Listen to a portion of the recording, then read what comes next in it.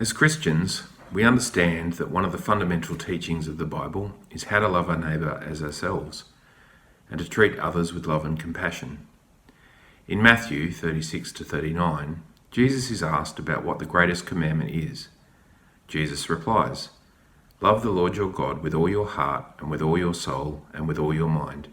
This is the first and greatest commandment. And the second is, love your neighbour as yourself." The well-known story of the Good Samaritan talks of a man having been beaten and robbed and left to die. A priest walks by and gives the man a wide berth. A Levite walks by and similarly does not assist the man. Finally, a Samaritan came by, took the man to an inn, and paid the innkeeper to care for the man. Jesus made the point that of the three who passed by, the Samaritan was the example of loving your neighbour and showing compassion.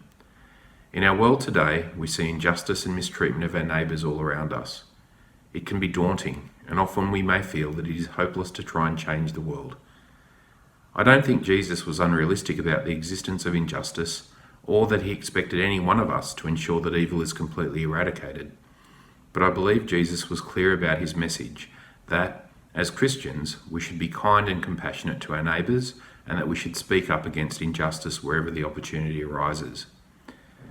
The graphic video of George Floyd being killed by police officers in the US in 2020 led to global outcry and a call for justice in the way we treat our neighbours. The cry, "No justice, no peace," has echoed at rallies and protests across the globe. In Australia, there have been over 437 deaths in custody since the Royal Commission into Aboriginal Deaths in Custody.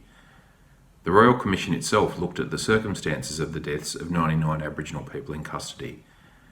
To date, this represents well over 600 people, Aboriginal people, that have died in custody, with not one person being convicted of any wrongdoing in these cases.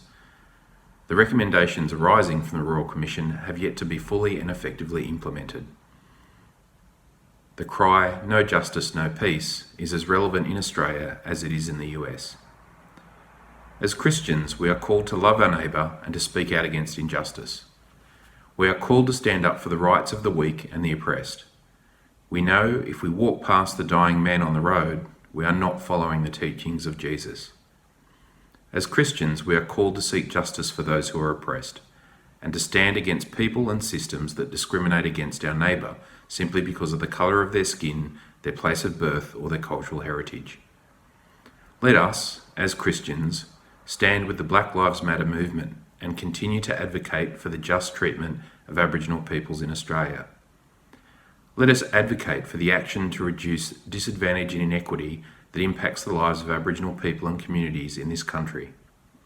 Let us advocate for a treaty and for the proper recognition of the unceded sovereignty of Aboriginal peoples. Let us always remember that whatever we do to the least in our community is the yardstick of the integrity of our faith.